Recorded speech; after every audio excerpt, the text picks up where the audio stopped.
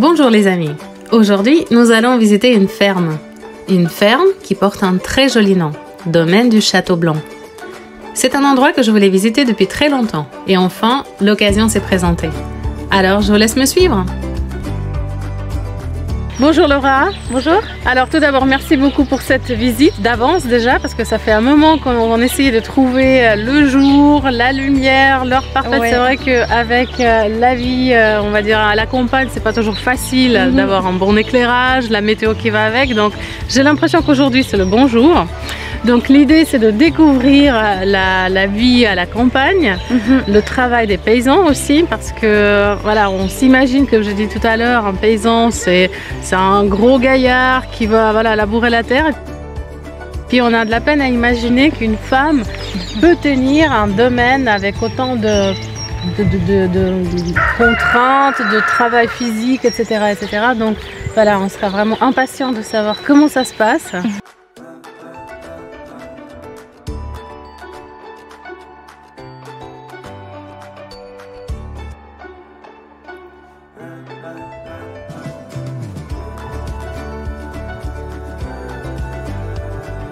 Est-ce que c'est un domaine familial? Est-ce que vous avez repris? Est-ce que voilà.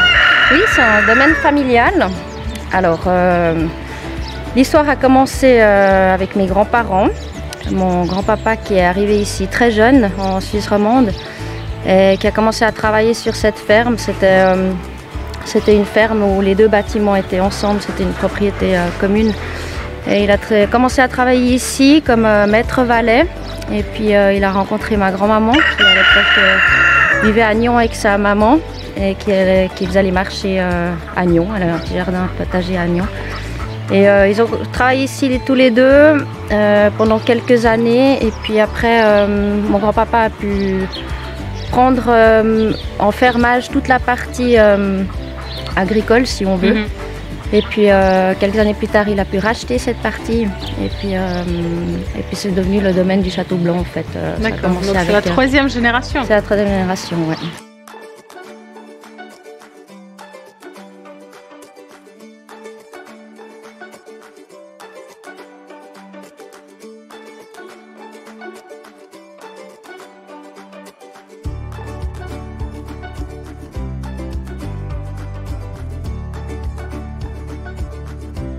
C'est un grand domaine, vous avez le territoire, c'est à peu près combien de mètres carrés? Il y a 26 hectares.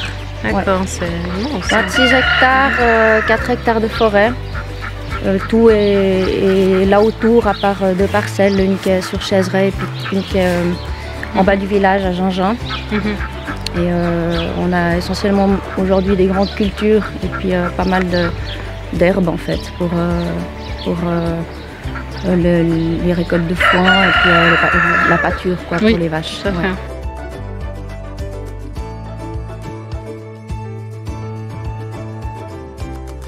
Est-ce que vous travaillez seul ici ou vous avez de l'aide? Alors j'ai repris il y a 3 ans, enfin je suis revenue ici en 3 ou 4 ans. J'ai fait avant 10 ans dans le domaine médical, donc j'étais pas du tout de là. Et puis mon papa a fini par travailler seul et puis il a perdu la vue il y a maintenant 4 ou 5 ans. Et puis il nous a annoncé qu'il ne pouvait plus travailler. Et c'est là où j'ai fait le choix en fait de tout arrêter, de me former en agriculture et puis de reprendre le domaine ici.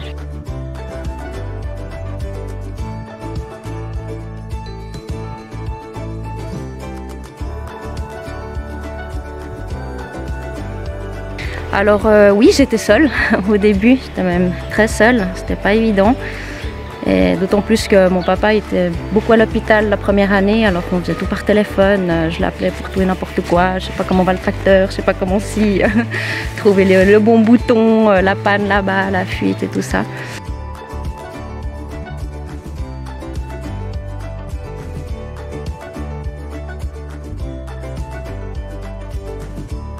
Puis voilà, 2 ans que j'ai rencontré Valentin Fazel, qui est aussi paysan à Lemuy, qui a aussi les mêmes vaches que moi, enfin les limousines allaitantes, et le même type de culture. Et puis on s'entend très bien depuis le début.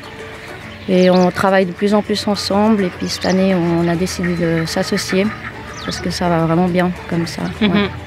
Vraiment, alors on part dans un partenariat qui va se mettre ensemble.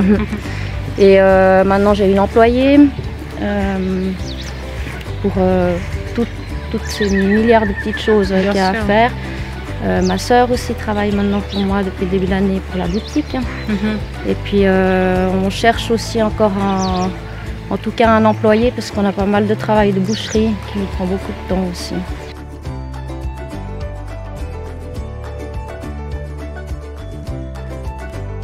Quel âge vous aviez en fait quand vous avez repris le domaine?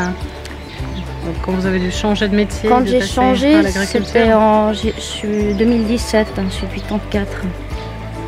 Donc j'avais 33 ans. Ouais. C'est un sacré challenge pour une jeune femme, effectivement, déjà de changer de métier, de se former dans un autre domaine d'activité et puis de reprendre voilà, un travail aussi conséquent avec des responsabilités parce que c'est la facturation, c'est le terrain. C'est vrai que j'avais vraiment envie en fait.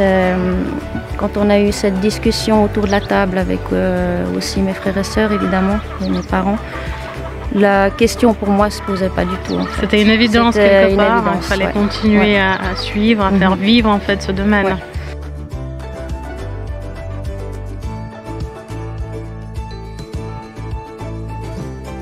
Et je pense que c'est pour ça que ça m'a pas posé de problème. Parce qu'en y repensant aussi, je suis seule avec mes filles et puis, enfin, je sais pas comment j'ai réussi à tout mettre sous le même chapeau. J'y arriverai plus aujourd'hui. Mais en tout cas, vraiment bravo. On est impatients de découvrir ça plus en détail. Alors, je vous propose qu'on commence notre visite. On y va.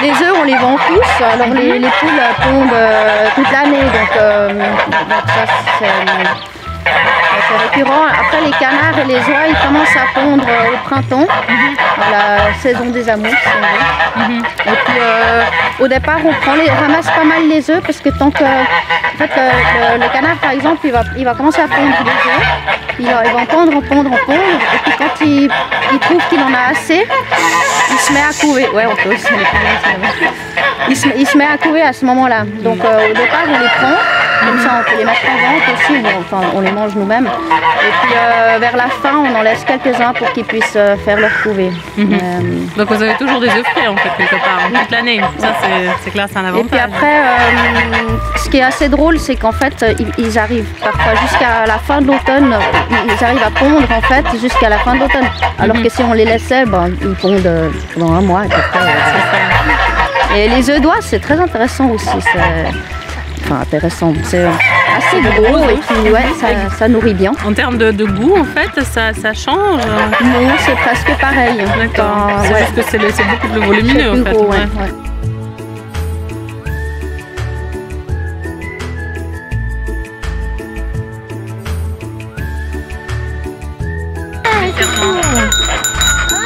C'est magnifique. On peut tendre la main? Oui, c'est les nez noirs du Valais. C'est vraiment une race qui est incroyablement gentille et puis très. Mais ils ont l'air tellement gentils et adorables. Ouais, ils sont très pacha si on veut. Donc là en fait on a deux mamans, c'est ça? Oui, Heidi et Globy. Heidi et Globy, excellent. Et puis deux bébés en fait qui sont déjà bien grandis. Donc ils ont 2-3 mois. La petite, oui. Et puis elle est plus grande. Après, ça reste assez petit. Et donc là, en fait, toute l'année, ils peuvent se balader, vu la masse en fait de fourrure, ils peuvent se balader dehors ou en hiver, il faut plutôt les mettre à l'abri? À l'horizon, un abri qui est la petite maison là-bas, on la verra en passant. Ils ont un abri et puis c'est assez sensible au niveau des pieds plutôt. Donc, on les laisse pas dehors en tout cas. Après on les tond aussi ceux-là, donc elle n'est pas encore tondue. Un poil vraiment épais. Effectivement. Elle est tondue. Mais c'est vrai que ça fait un pelage qui est tellement doux en fait, pareil, et qui est très très chaud on dirait.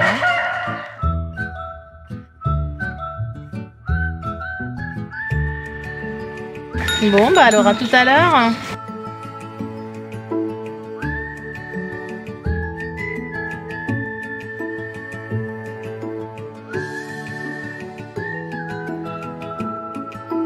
En fait, le pourquoi, on va juste aller assez vite et puis je vais aller devant. Allez, bouge-toi. Parce que j'aime pas trop amener du monde parce qu'une vache qui... On peut voir cela? Qui connaît pas... Elle va chercher à protéger son veau. Venez seulement assez vite, on va passer là-bas assez rapidement. Allez,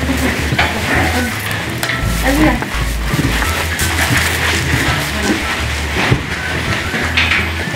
Là on est chez les veaux, là on risque quelque chose.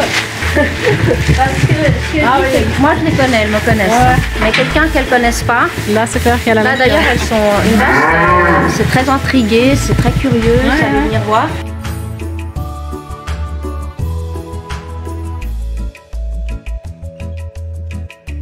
Il y a 3 vaches qui ne pouvaient pas me sentir. Donc il y a 3 vaches qui étaient vraiment méchantes avec moi. Et ces 3 vaches dont on s'est très vite débarrassé parce que c'est l'angoisse après. Une vache qui nous pose dessus. Ah non, c'est sûr que ça pèse combien une vache? Elle pèse 4, 5, 600 kilos. Ah oui, 600 kilos, ouais.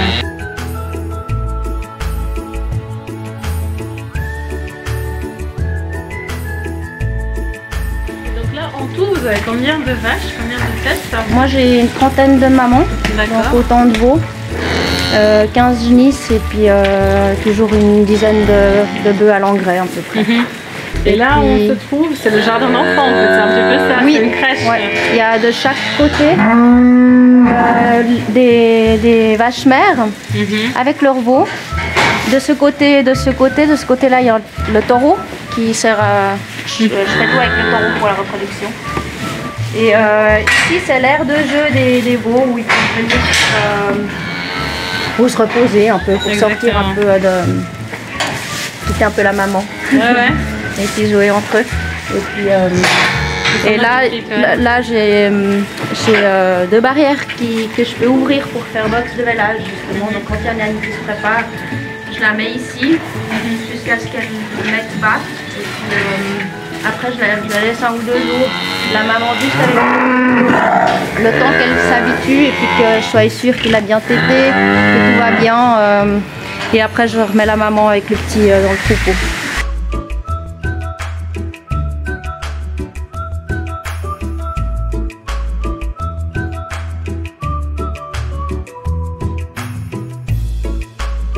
Donc ces veaux-là, leur âge en fait c'est quoi? Il y a des tout petits je vois.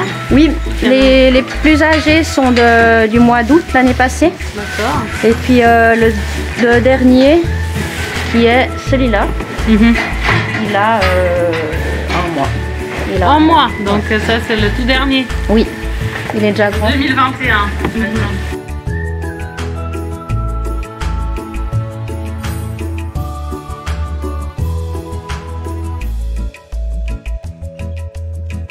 Et donc en fait là bientôt ils vont monter à la montagne, à côté en fait. Oui, ça à la Dôle, ouais. Alors c'est pas encore tout bientôt, mais c'est plutôt qu'en mois de... En général, mi-mai, fin mai, on les monte à la Gingine déjà, parce qu'on est plusieurs paysans à mettre nos bêtes ensemble. Et puis autour du 20 juin, on monte à la Dôle. Donc là ils vont monter à quelle altitude à peu près? C'est dans les... C'est à 1004 je crois. D'accord, 1004 mètres. Et puis 1006 tout en haut. Elles vont rester pour tout l'été? Oui. Jusqu'à mois de jusqu'à fin octobre. Ouais.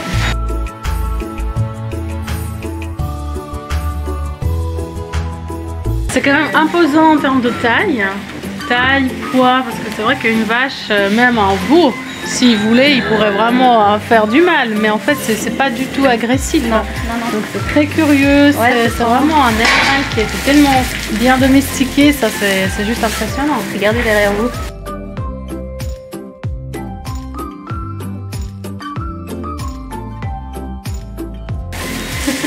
là là. Il y a déjà toute l'assemblée là. C'est Tallinn. Tallinn? Tallinn. Ah, Tallinn. C'est comme la capitale de l'Estonie. Tallinn, la capitale.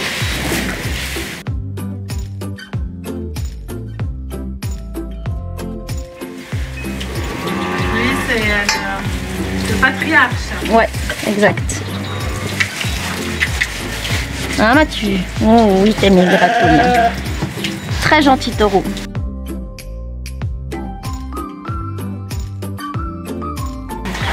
Tenir une ferme comme ça, il faut être présent 24 heures sur 24, Oui, c'est ça? ouais. Et puis la surveillance du suivi, mais enfin, c'est évident. Enfin, les personnes qui n'aiment pas ça, elles n'ont pas ça. C'est vraiment exactement, c'est plus qu'un métier en fait, Ouais. c'est la vie. Hein. Ouais. C'est ce qu'on disait, il n'y a pas de frontière entre la vie personnelle et professionnelle. C'est voilà, on a des vaches, on s'en occupe, Ouais. effectivement. Mais il me fait des bisous, celui-là. Alors,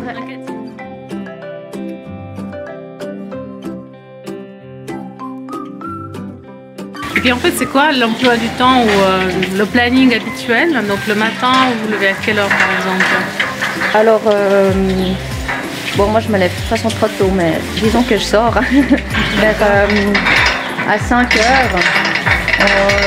Le matin pour les vaches, bah, on sort le silo, enfin le maïs du silo, on donne ça, on laisse manger un moment, après il y a du sel, un peu d'orge. Après on donne le silo d'herbe aussi encore par-dessus. Donc à 5 heures, ils prennent leur petit déjeuner. Oui. D'accord. Ouais.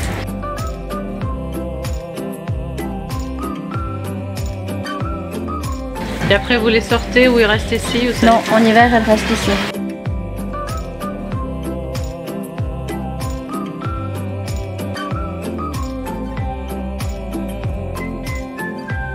Et nous, je pense qu'on va commencer à les sortir d'ici 3 semaines. Quand le terrain sera déjà quand même bien ressuyé. Et puis par contre, on va continuer à les nourrir dedans. Et puis elles sortent juste pour se balader parce qu'il n'y aura pas encore assez à manger en fait pour faire que de la pâture. Ouais.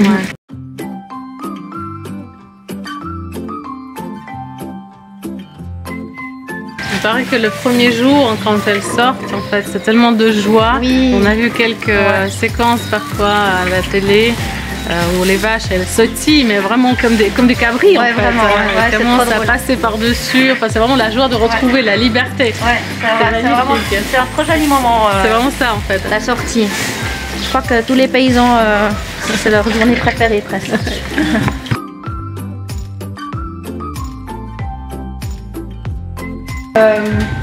Elle là, c'est justement une genisse.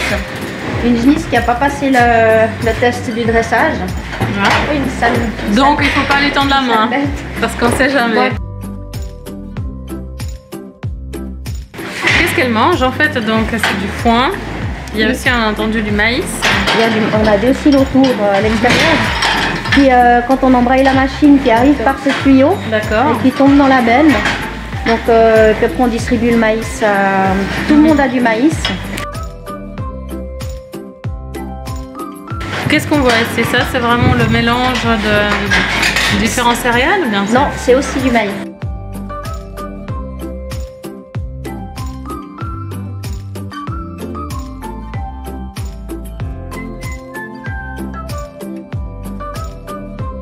Et les vétérinaires, il y a des contrôles réguliers qui se font ou c'est en cas de problème en général? Bon, au niveau sanitaire, c'est en cas de problème. Après, il y a de toute façon des contrôles périodiques, mais plus la protection des animaux, vache mère suisse, etc. Par rapport à la détention, le bien-être de l'animal. Et puis on en parlait tout à l'heure de l'ostéopathe, c'est vrai que ça c'est incroyable en fait. Je ne sais pas si dans tous les pays il y a cette possibilité de faire venir un ostéopathe pour un problème articulatoire. Alors, je crois que oui, c'est effectivement moins courant sur les bovins. Avant de l'y voir, c'est difficile à s'imaginer. Mais je sais que c'est assez courant pour les animaux et puis les chevaux aussi. Oui. Et en tout cas, cette personne-là, incroyablement faire des douée. manipulations pour voilà, améliorer l'articulation. Ouais. En fait, Et elle a un feeling avec l'animal. T'as même pas besoin d'attacher. C'est aussi presque un comportementaliste.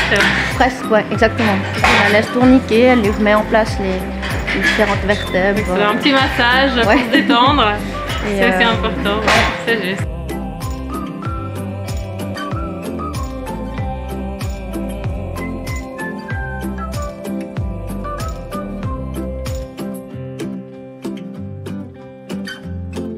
Ok, alors ici nous sommes dans une épicerie. On peut voir vraiment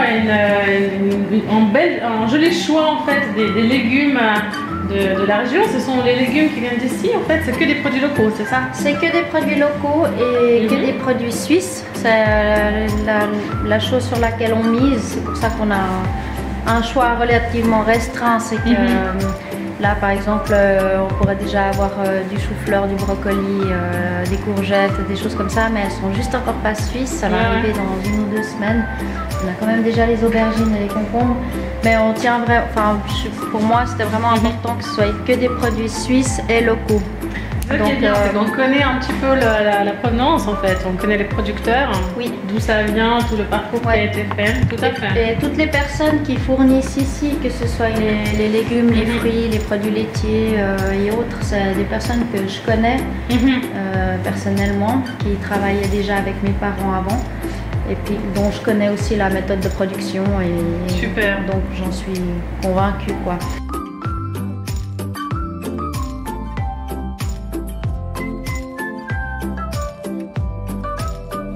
Alors on fait une petite visite découverte pour voir ce que vous avez ici. Donc là nous avons des légumes, des salades, effectivement des aubergines, concombres, radis. Après en saison on a aussi quand même un jardin relativement conséquent où on fournit aussi tout ce qui est tomates, poivrons, fenouil. Donc vous avez beau potager en fait qui... Voilà.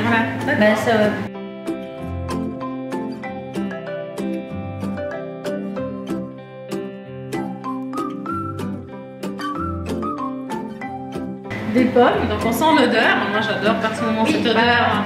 Exactement, avec une possibilité même de déguster plusieurs variantes. C'est vrai qu'en saison hivernale, à part les pommes et les poires, il n'y a pas grand chose. Oui, c'est déjà pas mal en fait, c'est vrai que, et en plus tout est d'ici en fait, c'est ça qui est bien, il n'y a rien qui est importé des pays tropicaux.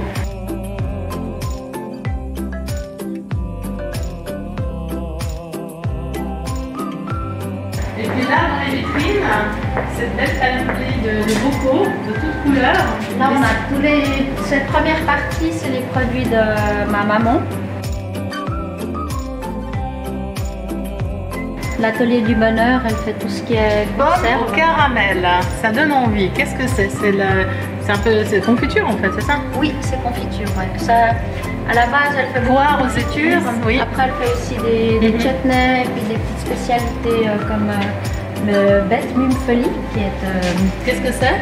C'est une expression suisse-allemande. Le bête mumfeli, c'est le petit sucre qu'on donne aux enfants avant d'aller dormir. D'accord, ouais. Et puis voilà, faire des beaux rêves doux. Ouais, là c'est à base de vin avec des épices. Donc soit on peut le réchauffer pour boire comme un vin chaud, ou bien boire en apéro, et puis on peut mettre un quelque chose. Vinaigre de framboise, c'est vrai que rien que la couleur, ça fait rêver parce que voilà, c'est une belle couleur rose. Et puis je vois que vous faites aussi la sauce à salade. La sauce à salade, ouais. Donc ça c'est la recette maison? Oui, c'est ma maman, Karine, elle s'appelle Karine. C'est une sauce à salade.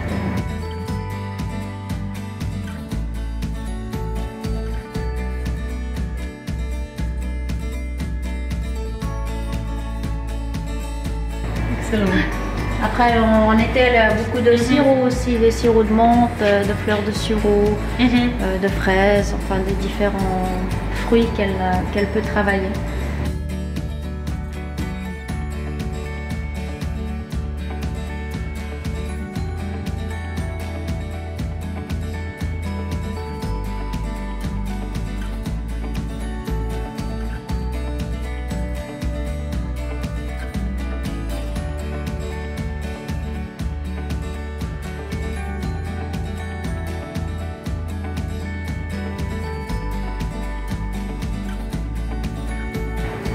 le choix il est juste magnifique. Et puis là, nous avons plutôt des céréales et des farines.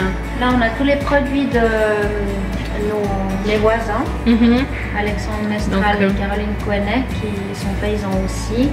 Caroline est notre vendeuse, en fait. Et ils transforment tous les produits. Du lin, millions de pistaches. Oui. C'est toute la production maison qu'ils transforment chez eux, en fait. Excellent. Ouais. Du blé, bien évidemment, polenta, donc maïs aussi local, en fait, c'est ça? Oui, bah c'est chez eux. Juste tout est de chez eux, oui, vraiment.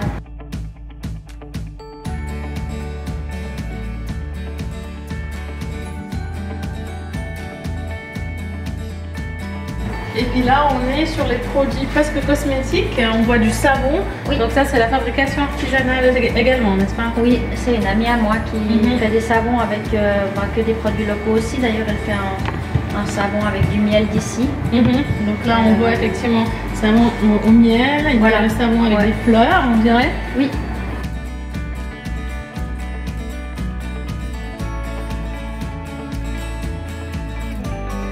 Ça, c'est ce que je m'amuse à faire quand je sais plus quoi faire. Ça, c'est beau parce que vous avez encore du temps qui reste avec tout le travail. Des fois tard le soir ou le matin. Quand vous n'arrivez pas à vous endormir, là, c'est... En fait, au lieu de jeter les produits, j'aime bien les retravailler et les récupérer. Leur donner une deuxième vie presque. Et je fais que ce que j'aime. Donc, alors qu'est-ce que vous aimez en quelque sorte? Les tomates séchées à l'huile d'olive, j'adore ça. C'est vrai qu'avec les pâtes, on peut volontiers. Et donc là, nous avons un très joli choix de produits de viande en fait. On peut voir les filets, ham steak. C'est également la production locale, c'est bien ça? Oui. Les saucisses. C'est vraiment l'essence de notre production. C'est de notre production, de la mienne, mais aussi de Valentin, avec qui je travaille. Aussi, en fait. Ouais. C'est l'essence de notre production. On a nos bovins, nos porcs, notre volaille qu'on connaît de la naissance jusqu'à l'abattage. Je pense que c'est extrêmement important de consommer vraiment local parce que là on sait d'où vient cette viande. Voilà, typiquement on a vu les animaux, on a vu les conditions dans lesquelles ils vivent, donc c'est clair que par exemple quand je vois cette viande, on voit la qualité, ça se voit effectivement. Voilà. C'est on porte vraiment un choix sur cette qualité de viande parce que bon, déjà c'est ce qu'on aime et puis c'est ce que les gens ont envie de manger aussi.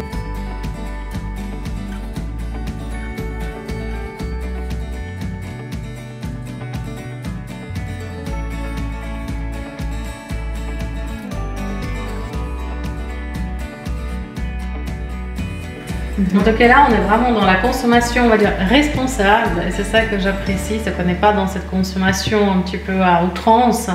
Voilà, c'est la qualité qui prime d'abord, en fait, et le respect des aliments. C'est ça. Encore une fois, en tout cas, moi, je travaille volontiers toute cette viande comme j'aimerais l'avoir dans ma cuisine. C'est ça. Ouais. Alors, c'est ça qui est primordial pour nous. Pour moi. Et vous avez une excellente réputation parce que voilà, les gens connaissent le Château Blanc, la ferme, ils viennent, donc on voit régulièrement les voitures qui défilent, donc les gens ils apprécient aussi cette proximité. Donc vous avez les clients fidèles qui viennent vous voir régulièrement? Oui, il y a pas mal de clients qui venaient déjà chez mes parents avant et puis il y a aussi des nouvelles personnes. Et ouais, je me réjouis vraiment de chaque personne qui passe le pas du chemin. Excellent. Bravo en tout cas, bravo.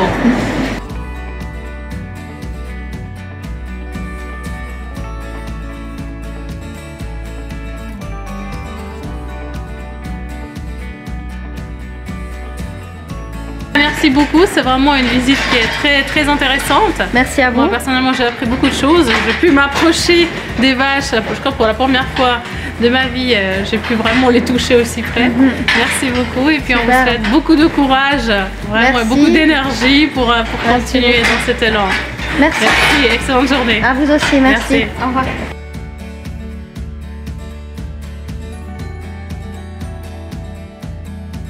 Et voilà, notre petite balade dominicale arrive à sa fin.